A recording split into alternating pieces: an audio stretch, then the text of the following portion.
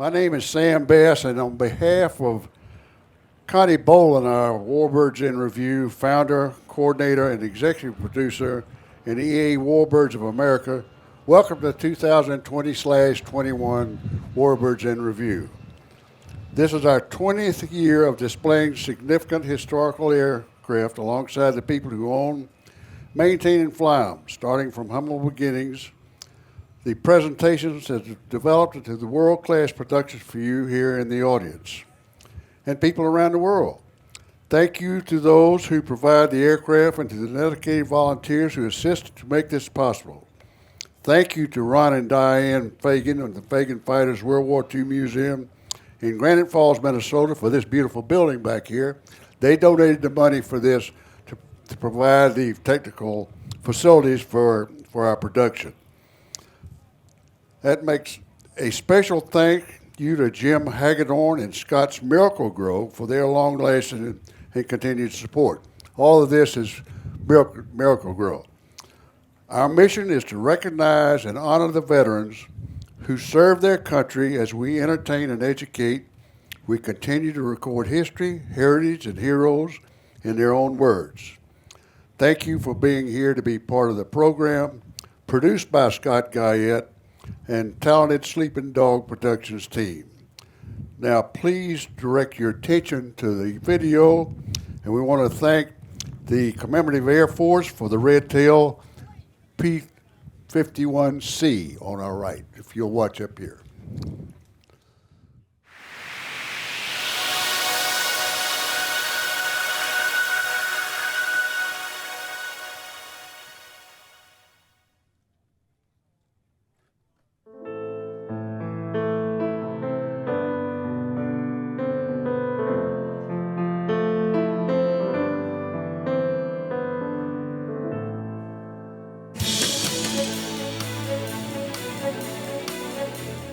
In early 1940, a group of engineers at North American Aviation in Southern California sat at their drafting tables with pencils and slide rules in hand and started designing a new fighter aircraft.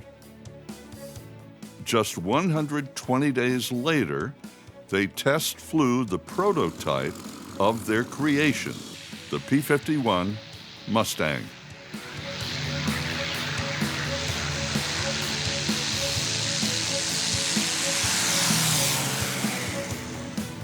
The Mustang was fitted with a unique-sounding Rolls-Royce engine and became what is considered to be the best propeller-driven fighter of all time.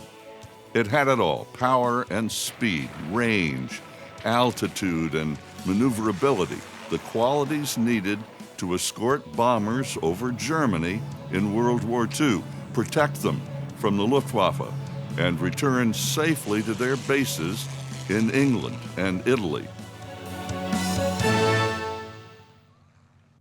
The challenge and mission was to confront and destroy Nazi Germany.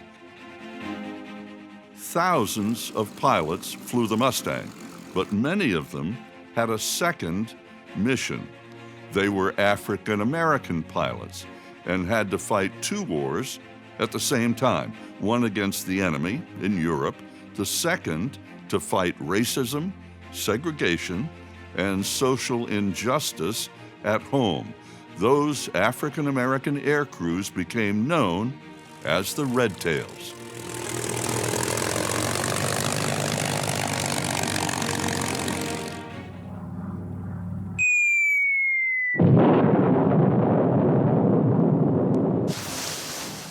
When the Japanese attacked Pearl Harbor on December 7, 1941, there were already many African American officers and enlisted in the military, especially in the Army.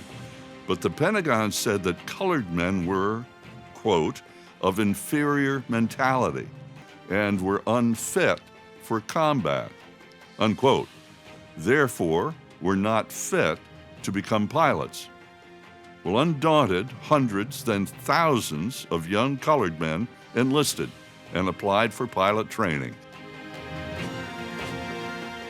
The government finally relented and created pilot and crew training for African Americans at Tuskegee Army Air Field in Alabama, near the Tuskegee Institute, which had been created by Booker T. Washington. By war's end, the program had produced nearly 1,000 fighter and bomber pilots and 14,000 navigators, bombardiers, and support staff. 4 squadrons of P-51 Mustangs became the most famous of those crews.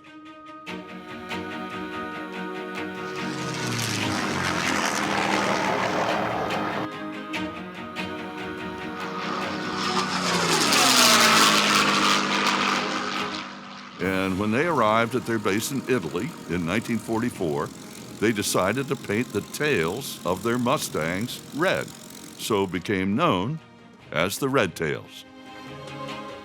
That group, the 332nd Fighter Group, served with great distinction, flying bomber cover and attacking Nazi targets in Germany, Austria, and the Balkans.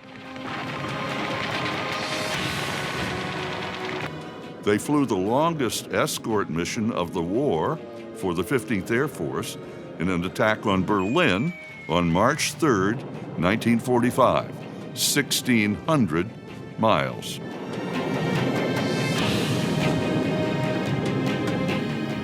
In all, Red Tails flew a total of 1,578 missions, destroyed 112 enemy aircraft, and lost bombers on only 7 missions. Red Tail pilots earned 96 Distinguished Flying Crosses, 14 Bronze Stars, 744 Air Medals, and 8 Purple Hearts. 84 lost their lives.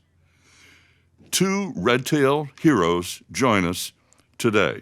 George Hardy, Lieutenant Colonel, United States Air Force, retired. His wings were pinned on in September 1944. He flew 21 combat missions in the Mustang over Europe. He went on to pilot 45 B-29 missions over Korea, and later became a KC-97 refueling squadron commander. In Vietnam, he flew 70 missions as aircraft commander of the AC-119 gunship. He retired in 1971. Hardy is a command pilot. His decorations include the Distinguished Flying Cross with Valor, the Air Medal with 11 oak leaf clusters, the Commendation Medal with an oak leaf cluster, and more. Charles McGee, Colonel, United States Air Force, retired. Eagle Scout, 9th in his high school class of 436. After 2 years at the University of Illinois, he enlisted. His wings were pinned on June 1943. He flew 139 combat missions in the Mustang over Europe, shot down a Focke-Wulf 190. He flew 100 missions in the Mustang in Korea, and in Vietnam, 172 missions in the RF-4 Phantom. McGee is the only American pilot to have flown more than 100 missions in each conflict, World War II, Korea, and Vietnam. He holds the record, which will never be broken, of flying, of all pilots, the most combat missions in 3 wars, World War II, Korea, and Vietnam, 409 missions. After his 30-year career commanding at all levels, he retired in 1973. His decorations include the Legion of Merit with oak leaf cluster, the Distinguished Flying Cross with 2 clusters, the Air Medal with 25 clusters, the Bronze Star, the French Legion of Honor, and many more. He is an inductee of the National Aviation Hall of Fame.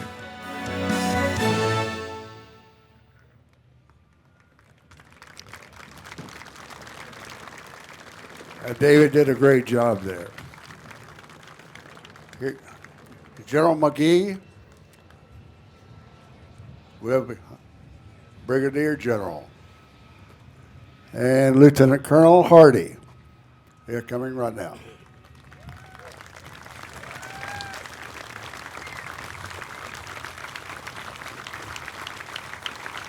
that. Sit wherever you can. Do what? Sit wherever you want to. Okay. Doug, this is Doug Rosenthal. He's our P-51 expert. Wherever you want to sit, sir. Where's he gonna sit? You want to sit in the middle? You can, whatever you want to, Colonel. I'm a lowly captain. You can tell me what to do. I don't really need to introduce Brigadier General McGee or Lieutenant Colonel George Hardy because that's why you folks are here. You know all about them. And David actually he covered a good bit of what they've done and what they're over the past years and their hardships that they went through. And what I would like to do is really just kind of talk about your career itself. And we start with the General McGee to start off with. What aircraft did you use in training? Our training was the biplane, the PT-17 in primary training, the BT-13 in basic, and the AT-6 in advanced training, the 3 phases of flying training back at that time. So we had those 3 different aircraft. Did you feel like you had adequate training? Excellent training, because there were those who didn't change segregation but insisted on the opportunity. Our training was excellent. They didn't change any standards, and we were able to meet and compare with all of the training. Were your instructors black and white, a mixture? That's interesting. The Army instructors and the experience were white, but the Army contracted the primary phase of training to a civilian pilot school. Tuskegee Institute applied and got the contract, so we can't fly, but my instructor was a black pilot. So, it makes you think how some people think. Right. Fortunately, that was unexpected, but certainly the standards weren't changed, and we were well qualified at the end of training. Well, I understand they trained like 15,000 total Tuskegee Airmen at the time, and that included navigators, pilots, and also the ground personnel.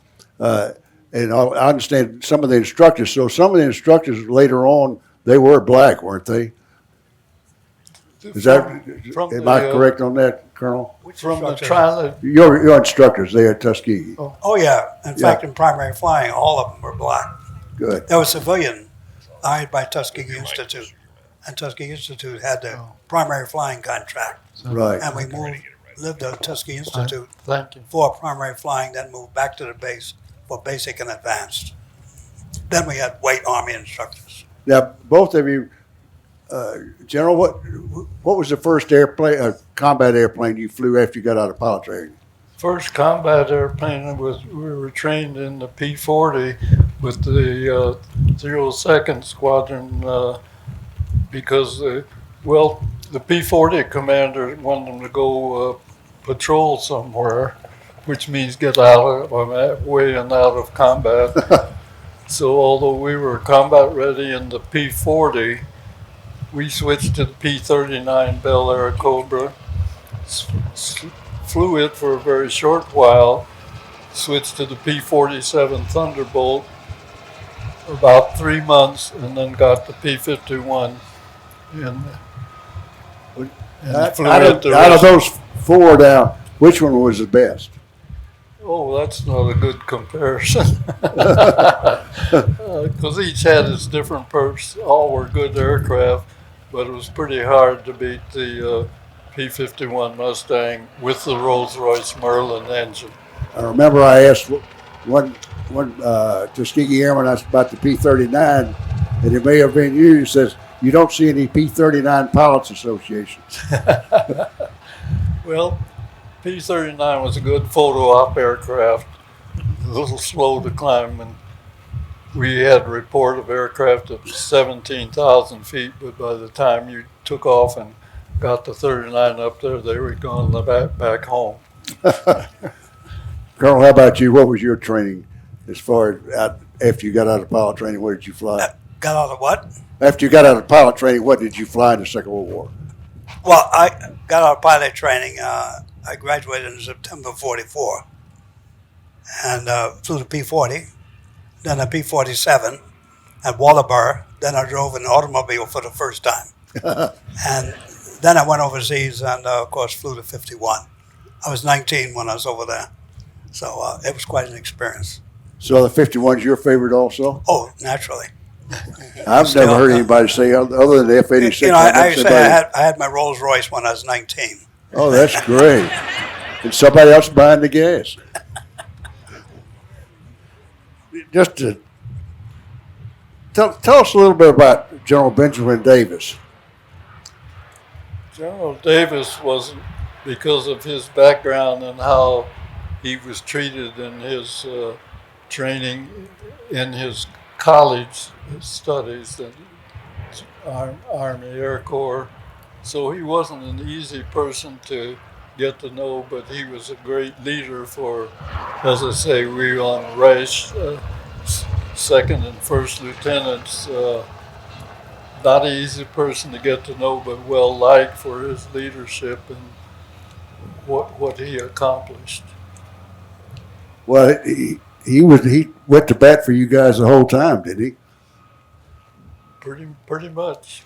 How about Chappie James? Did you serve with him?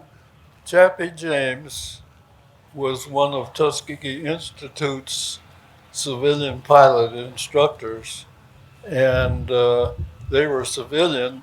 They wanted him to come on active duty and gave him a choice. They didn't want to join the service, but he did. He's one of the few that came on active duty, and of course, as you know his history, he was quite an accomplished speaker, football player, singer, band director, you name it. He was tops in it and became the Army Air Corps' first, and then the Air Force first four-star black general. I suppose he was the guy that came to the bar and then everybody else just shut up and listened to him. He was a person that could speak down on the dock at their language or go up in the boardroom and speak at their language. Okay. Tell me a typical mission when you're in Italy. Typical mission? Yeah, typical mission in Italy. Well, my mission, I got over there in 1945. I flew at the end of the war in March and April, and I flew as a wingman with more experienced pilots, and the missions were normally high altitude escort missions of B-17s or B-24s, and now the missions I went on, some of them weren't that long, and after the bombers got back, we would go back over Germany and strafe targets of opportunity. And that's the only time I fired my guns is on strafing missions. After Air to ground. Yeah. But that was quite exciting. Right. 19. All right, General, after the Second World War, your career, what did you do after the Second World War? After the war, still flying, I was fortunate enough to actively fly 27 of my 30 years of service, but had gone to the Philippines as a maintenance officer. The war broke out. They grabbed P-51 pilots wherever you were. We went up to Japan where they had P-51 stored and began flying missions. And we flew missions out of Japan while they built the first strip inside the Pusan perimeter, P-51. So my last 51 ride, November of 44 in Europe, in the 15th Air Force, and then we were flying missions, as I say, in the P-51 that we got. So November 44, last mission in Europe. I think it was probably July of 51, flying a loaded 51 on a strip in Japan to support the war there in Korea. To backtrack just a little bit, David mentioned that you had 1,151 hours in combat. And I did a little arithmetic, and for any of you folks, if you take an 8-hour day, that would be 144 days you sat in the cockpit. I want you to just visualize that. That's a long, long time to be sitting in that cockpit. And 1,100 hours, it takes a long time to make that in a fighter.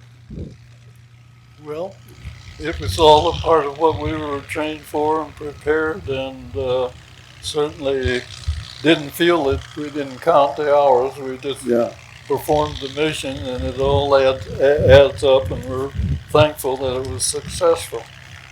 Now, you flew the F-4 in Vietnam, is that correct? No, Vietnam, Vietnam was the F-4. They trained 2 reconnaissance squadrons, both the ground crew, the pilots, and the backseat operators all together, 2 new squadrons, and I went with the 16th Squadron to Vietnam. So you were a recce pilot there. I'm a recce pilot, and of course, in that aircraft, no weapons. Speed was our only defense, which we had to use top speed on more than one occasion, but flew 173 missions before my year was up in that assignment. Well, Carl, you after the war, was your first. What did you fly after that? After the Civil After War? World War II, I got out in 46, and went to NYU from 47 to 48, and I was recalled to active duty in 48. After I finished that year at NYU, went back in 48, and this was just about in July. President Truman signed the executive order about submitting plans for racial integration. But when I went back in, I went to electronics school at Keesler, electronic maintenance, 50 weeks. And in 49, the Air Force plan was approved, and the Air Force started integrating, and they deactivated the 332nd Fighter Group at Lockbourne at the end of June 1949. And within days, hundreds of people at Lockbourne received orders to Air Force stations all over the world. Racial integration had taken place in the Air Force. Well, I was in school at Keesler. I graduated in August as a maintenance officer, electronics, and I was shipped to the 19 Bomb Group, B-29 outfit, assigned to the 28th Bomb Squadron as a maintenance officer. I was the first Afro-American in the 19th Bomb Group. Was that in Okinawa? You were in Okinawa? On then? Guam. Oh, Guam. On Guam, Okay. yeah. And that was in 49, October I got there. And as a pilot, I also checked out in the B-29. And although I still kept my maintenance job, in the spring of 50, I was put on a combat crew as a co-pilot. But then we had some racial problems when the new squadron commander came in, and he wouldn't even talk to me for a while, unless he had a question about maintenance. Then the Korean War started, and we moved to Okinawa and to set up there. And our crew flew our first mission over Korea the 30th of June, 1950. How long was the mission? Well, the missions varied. My longest mission in Korea, my last mission was 11 hours. Some of them were long. You had to go way up to the end of North Korea and come down, bombing bridges along the Yalu River and whatnot. But most of them weren't that long, say about 8 or 9 hours. Well, from Okinawa, it took several hours just to get up to Korea. And that's it. So I ended up flying 45 combat missions in the B-29. So after that, you came back and you were on what, the B-36, is that correct? Well, I came back and was put in SAC then. Well, SAC had a different organization. Instead of being in a squadron, fighter squadron or bomber squadron, in SAC, they had 6 squadrons in a group. 3 maintenance squadrons. One of them was Armament Electronics Maintenance. I had electronics experience. I came back as a crew member, but when SAC saw that, they put me in an Armament Electronics Maintenance Squadron. Then they sent me to Lowry for 7 months to learn the armament phase of it. So I served in SAC quite a few years as an Armament Electronics Maintenance Officer, a maintenance supervisor, and eventually squadron commander in SAC when I was a major in 1950. So I had a lot of experience in SAC as maintenance. But you did fly the B-36 also? Did you get to fly? I only had a few flights in a B-36.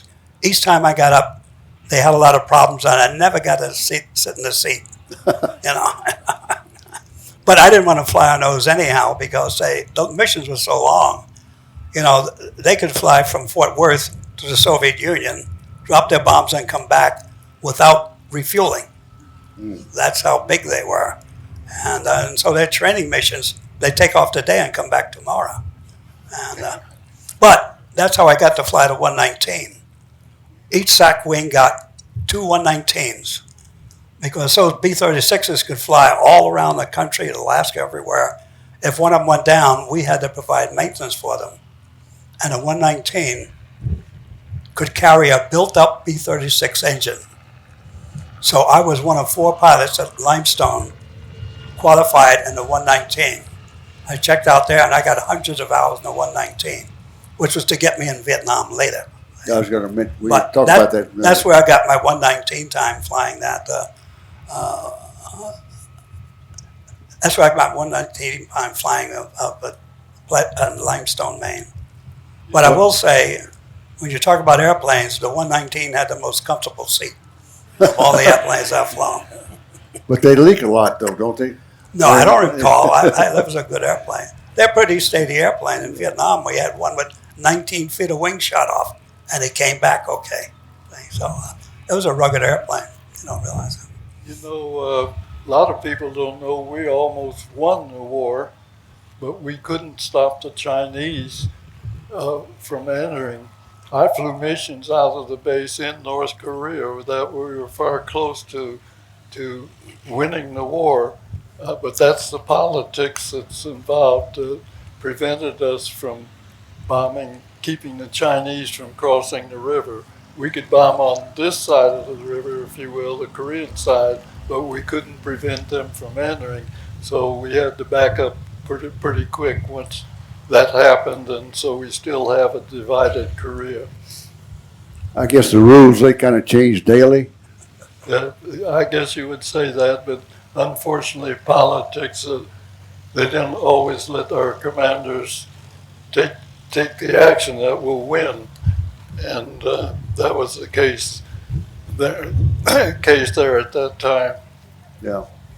You mentioned the Chinese. If you don't mind, I'll talk about my last mission in Korea. Talk about anything you want to. I'd flown 44 missions, and I met a fellow, Lou B. Mallory, who was a great fellow. I'd never flown with him, but he said, "George, are you flying tomorrow?" He said something happened to his co-pilot. He asked me to fly with him. I said, okay, so I got a briefing the next day to fly with Lou B. I say Lou B. His first name was L-U-E, and his middle initial was B. So everybody called him Lou B. But anyway, I flew with him. But getting out of the vehicle, after the briefing, getting out of the vehicle to the airplane, as I was getting out, the vehicle lurched, and I fell on this side and rolled over. I got up, and the driver, apologizing all, I brushed off, everything is okay.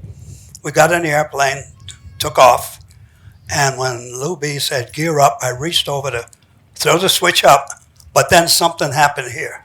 Lord. I didn't realize it, but I fractured a bone in my elbow on that fall. Well, it didn't start hurting it took a long time, but it got even worse and worse as we went on.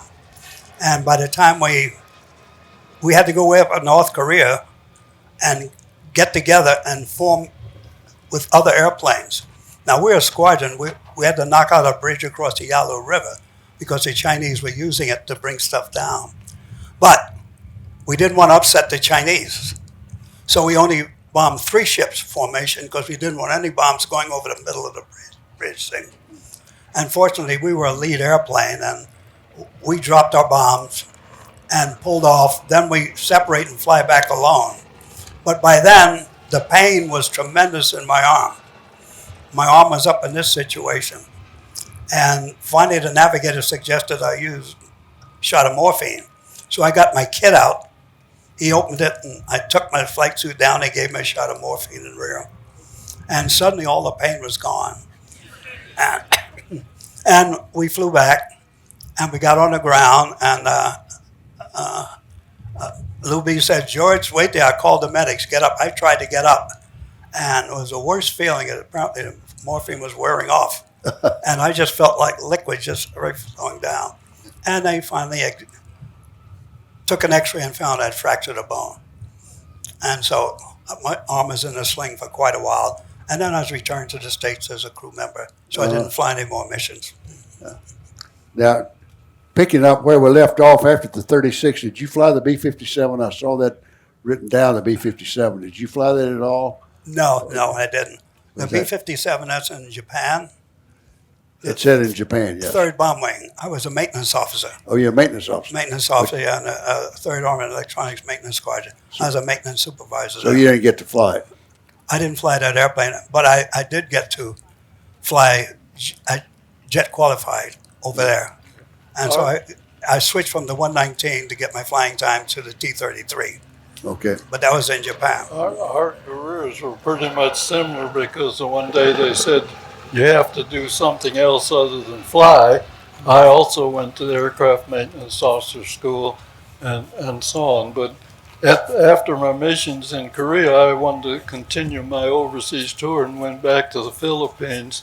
They had changed from the P-51 to the F-80, so I was able, because of I was been promoted to major while I was in Korea, so I became commander of the 44th Fighter Bomber Squadron in the Philippines, had my first jet rides, and that was beautiful.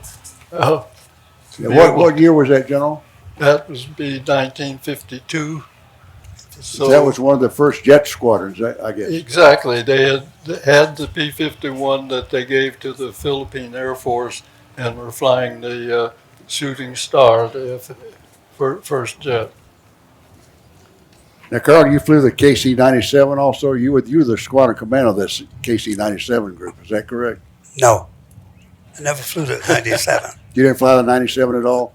No, I flew the 119. Okay. Tell us about the 119 gunship. Give us a mission on that, a typical mission. Well, it's funny how I got into that. All that time I got at Plattsburgh came back to haunt me. After I left, I went to New York as a squadron commander in a refueling squadron. And just after the Cuban Missile Crisis, I got a letter from the Institute of Technology. I had gone there 55 to 57 and got a bachelor's in electrical engineering. And in 62, they asked me to go back to a graduate level course in reliability engineering, which I did 63 to 64. I then went to Systems Command, 5 years with them. And in 62, they put me in Code 3. All my jobs were in maintenance as squadron commanders and things like that. And they said, you don't have to fly. And a lot of people like me, they took off flight status. They paid us a flight pay, but we didn't have to fly. And I was in that category for 7 years. Go ahead to 69, I was working at an overseas project, overseas Autobahn, and we were successful in cutting over switches in Europe. And later that year, suddenly, I got called to go back on flight status because they had developed these the 119 gunships. Then they checked through the records and found who had flown the 119. And I was called, which came as a shock, but suddenly in 69, I went to survival school, then checked out in the 119 again, then went to Lockburn for combat training, and in the gunship, 119 gunship. We'd fly all up and down at night. We only flew at night, picking up cars on the highways and circling around, getting patterns. And then in '70, I went overseas in April to Vietnam. Our squadron, the 18th Special Operations Squadron, was at Phan Rang, which is the southern part of Vietnam. But all the airplanes were at two forward operating locations, Udon, Thailand, and Da Nang. I was a lieutenant colonel then. So they took my crew away from me and made me the commander at Da Nang, at Udon. For about 3 months, then I became the commander at Da Nang. And so myself, I flew 70 combat missions in 119. What armor did they have on the 119? Well, they have two versions. They modified 52 of them. 26 had miniguns on the side, 4 miniguns, and they're fixed. I flew the K model, which had miniguns, but it had two 20-millimeter Gatling guns, 6-barrel rotating, and they could fire 100 rounds a second out of that. When you fired those, you only hit the button 1 or 2 seconds. But and we were looking for trucks coming out from Vietnam, Highway 7, going down through Laos and whatnot. At night, we could pick them up. We only flew at night, picking them up with infrared equipment. The operator was sitting right behind me, but the pilot flying the airplane is the one who aimed the airplane and the one who fired the guns. Had a gun sight right here, a crosshair with the gun sight. Crosshair fixed to the guns, and the infrared operator put a crosshair in there too. Once you got them lined up, and your traffic circle had to be the right circle. Once you got in there, know how to do it, the co-pilot had to keep altitude. This system was designed by Rube Goldberg, if you remember who he was. Yeah. But anyway, that's where we went. And we did a lot of damage on trucks because you're firing up there in a circle, but all your shells that come down should end in an area here as you fire them. And we were deadly with trucks. How long did it take the Vietnamese to learn not to shoot at you so they might get annihilated? How long did it take us, to learn how to do that? No, for the Vietnamese to understand that they shouldn't shoot at you because you'd annihilate them. Said, shoot that one. No, but we flew low, 4 to 6,000 feet. But we had people in the back. We had 11 people, and 2 of them would just have their head over the edge, strapped in, looking down, and they're alert, looking for gunfire. Because you could see when a gun fired at night in the ground, and they could always tell which way the shell is going. Now, things happen fast, but they're able to react fast. You see the shell, if you see the tail behind this way, it's going that way. If it's the other way, it's going that way. If you don't see the tail, it's coming right at you. Well, what they would do is, if you're in your turn and they see a shell coming up they think it's going to hit you, he would say, brake right or brake left. And the pilot wouldn't hesitate. He would do that, say brake right. If they just said, brake, you know it's coming at you. Then you really reeved over.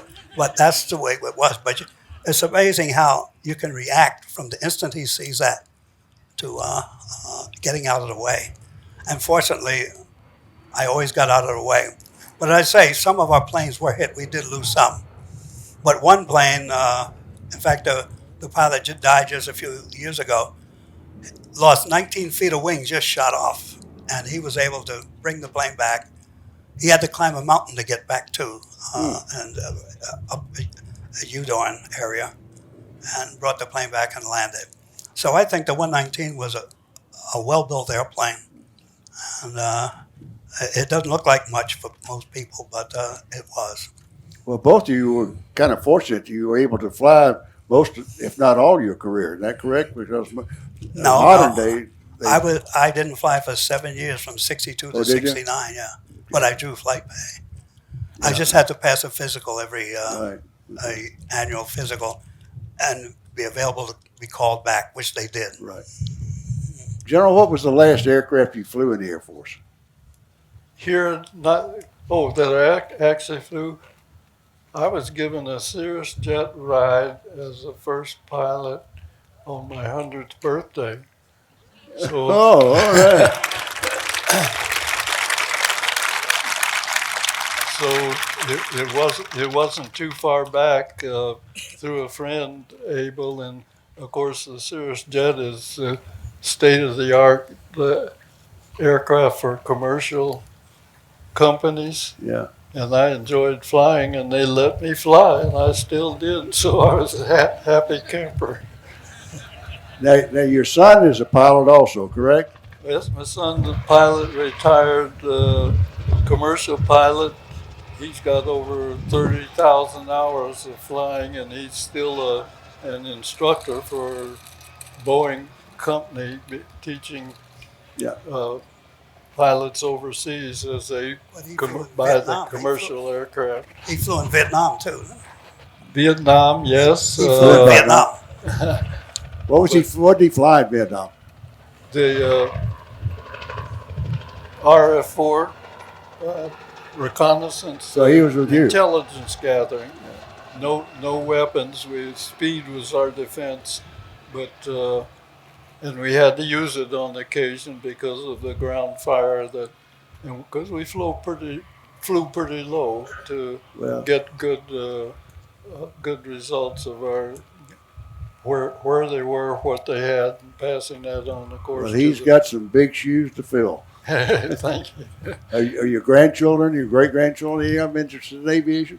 Have a great grandson who's here at the air show and very interested in aviation space opportunities, and had his first P-51 ride here.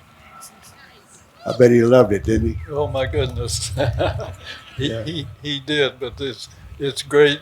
It's the opportunities out there, and we spend a lot of time hopefully motivating the youth in this aviation and space interest, and particularly like to pass on to the young folks. Don't let anybody tell you cannot achieve. That happened in so much of the earlier school years. Telling them. In fact, my son was told that he'd make a good truck driver, so he went to college and got an aerospace engineering degree.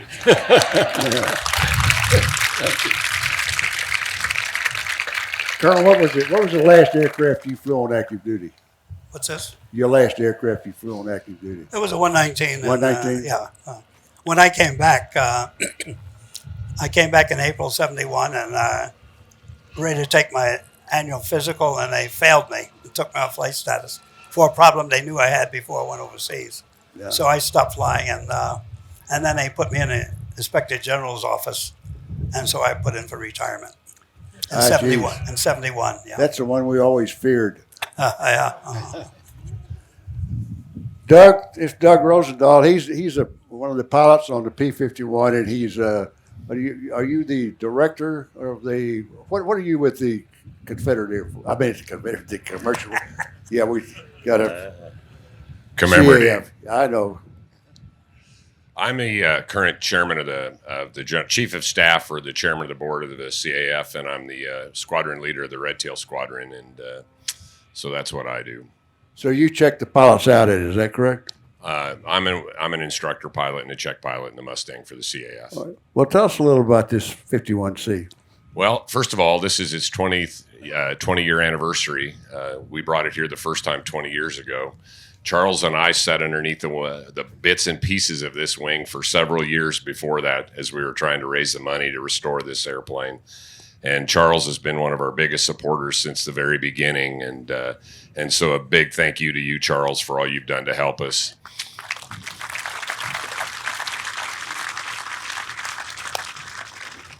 This airplane was not a Europe airplane. It was not a Tuskegee Airmen airplane, but it was a gate guard at Bozeman State University, and it was donated to the CAF, and the wings had been sawed off. And somewhere in the 80s, Bob Odegaard and his shop started building wings from scratch, and that made this a restoration candidate. So the Minnesota wing of the CAF took it on as a project, and we had I have a B-25 Miss Mitchell's, which is here, and it was based in Italy and was escorted by the Tuskegee Airmen. So the Minnesota wing made a decision to restore this airplane as a red tail. And there was a guy at the airport there at South St. Paul, not a member, but he learned of the Red Tail story. He'd been a naval aviator and saw some things in his Navy career that he wasn't particularly happy with or proud of. And he got inspired to participate, and he really became the driving force, Don Hines, and helped us restore this airplane, both from a leadership and a financial perspective. And Don did a great job. And sadly, in 2004, we suffered an engine failure, and Don perished in this airplane. And at that point, I became the squadron leader, and we set out to raise another $1 million to restore it. And so we've had some hard times, but just like the Tuskegee Airmen, we've always looked to hope and opportunity, and we continue to persevere.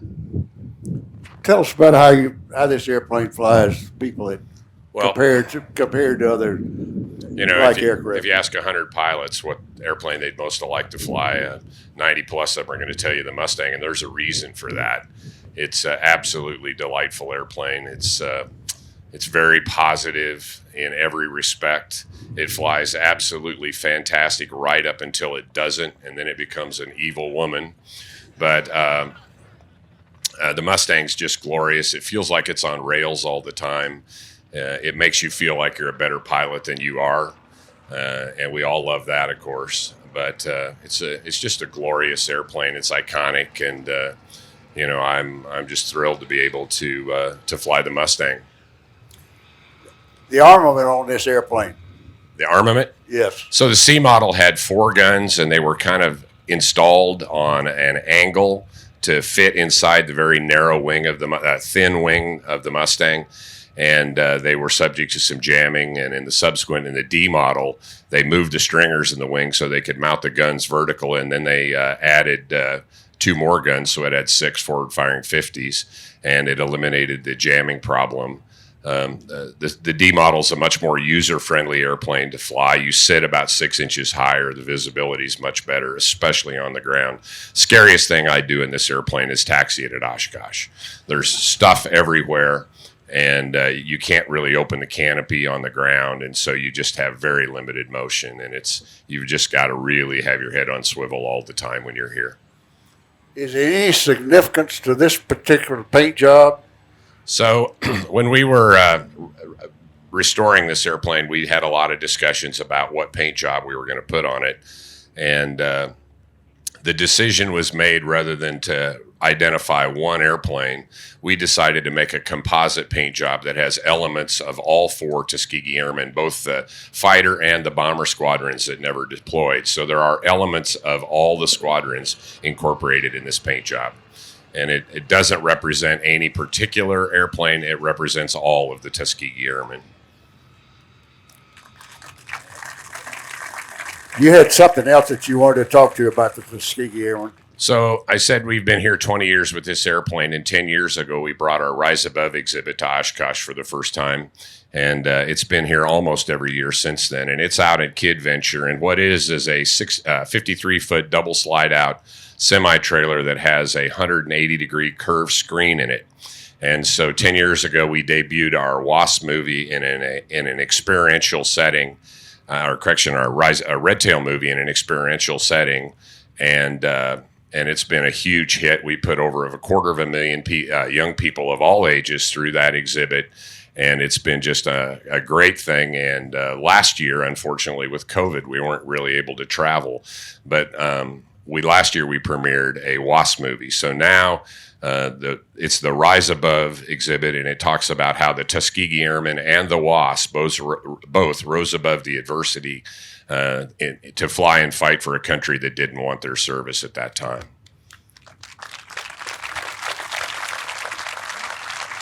We've got time for just a few questions, and I believe, Kyle, you've got somebody over here that's kind of important. I'm going to hold this. I'm going to show it. Yep. Go ahead, sir. I want to appreciate you to bring my dad home from the war in World War II. You escorted him in a B-24, and I have pictures of the airplane, Miss America, and his picture, Marvin Kruger. You recognize him? No, Probably hard. But I want to thank you for bringing my dad home from the war.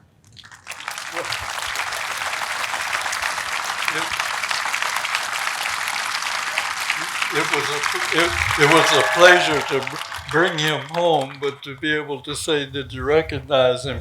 We were still segregated overseas, and many of the bomber pilots didn't know that the red tails were black pilots. But we did the job, and it's good to know that he made it safely and recognized that we were there to help save American lives. Thanks for sharing. Next question for these two heroes. Over here, sir. I had a quick question in regards to what was the connection with Wisconsin native General Nathan Farragut Twining and the Red Tails. The general he was born in Monroe, Wisconsin, and I just wanted to see what the connection was with the Red Tails and General Twining. I'm not familiar with that. Are you, George? No, General Twining. Twining, yes. He was a big general in World War II. He was a big but, guy. I remember his name, but the connection, what was going on, I guess, as a young first lieutenant during my service, I wasn't aware of what was taking place at that level. Before we get into that, what did Eleanor Roosevelt? How did she put pressure on to get the Red Tails? Well, they say she put pressure on, but Eleanor Roosevelt went to Tuskegee. There was such a thing as the Rosenthal Foundation, and they provided a lot of money to black schools Right. over the years. He ran Sears and Roebuck, and Eleanor Roosevelt was on the board. And they had a meeting at Tuskegee. She was down there for the Rosenthal Fund. Mm-hmm. See, the Rosenthal Fund, eventually, they provided money for a building of over 5,000 black schools in the South to replace the dilapidated schools that they had. And she was down there. Now, in March of 41, the 99th Pursuit Squadron had formed at Chanute Field. Well, Eleanor Roosevelt flew in the airplane. She flew in the airplane after that. But she did go back to the president and let him know what we were doing. That put the pressure on him. Yeah. Next question. This is another thank you. I was in Da Nang when you were flying those flights in circles, so thanks for getting me home. Well, thank you. Thank you.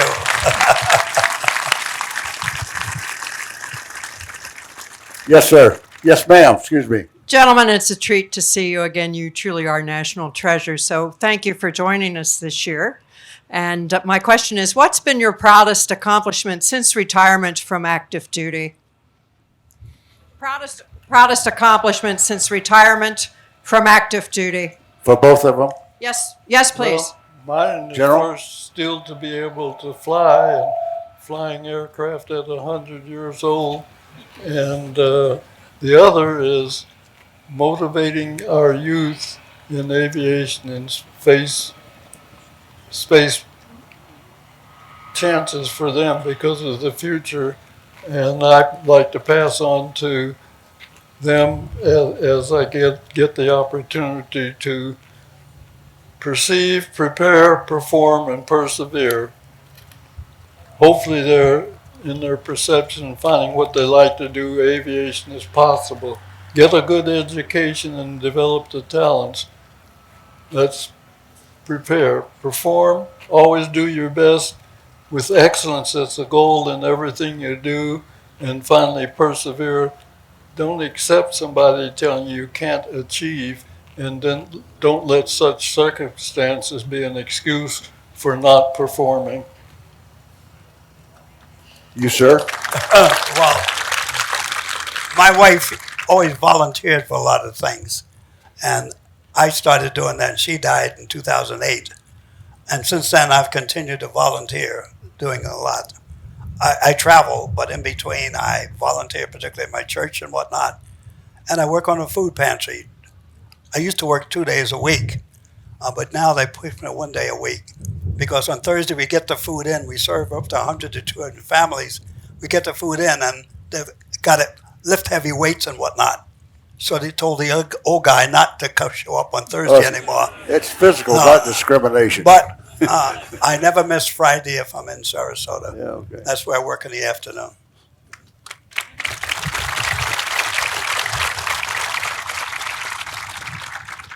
Yes, sir. So you gentlemen definitely are no stranger to harm's way. As a young student pilot, what advice or stuff would you say to young student pilots to stay safe and to be good pilots? The only thing I can say is get good training and absorb what is necessary. Be open to the advice of experienced flyers, and often youngsters ask, "Are you scared?" And I said, "If you're scared, you're in the wrong business." Well, I'd say that I love going to school, and any opportunity I could get, I could go to school. And I say that listen to your instructor and follow what he says, and don't let anything interfere with that. And if you do that, you'll get through. That's what way I see it. Apply what he says. Thank you. Anyone else got one more question? General McGee. Sorry, over on this side. Oh, okay. I'm sorry. Oh, there he is. For General McGee, I just wanted to say thank you. I got to meet you 3 years ago over at the Rise Above trailer, and you made mention of the fact that you really do need to believe and pursue what your goals are. And this past Friday, I just finished training in the Air Force as a pilot, and it's because of men like you. So thank you very much. One more. This is a compliment. General McGee and I have been longtime friends, and we had the opportunity to meet up at an air show in Columbia, Missouri, back in, I think, 1992, and I had the opportunity to fly with him.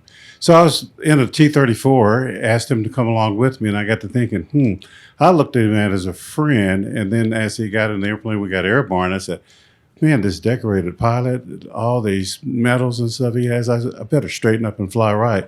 I figured the only way I could do that is to let him fly so I wouldn't have to be critiqued. So, Charles, that's to you, man. Thank you for all you've done for us. Les?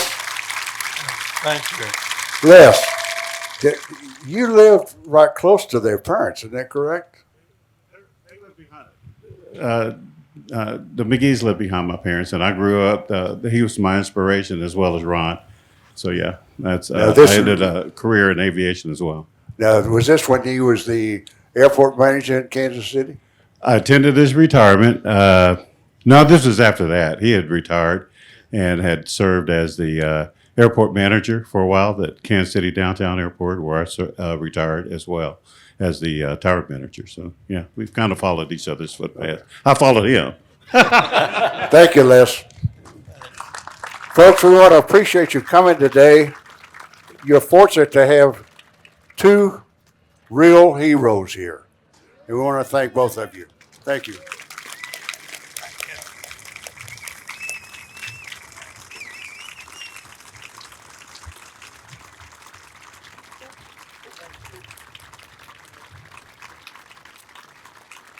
Thank you, Colonel. Yeah, okay. Thank you. Thank you, General.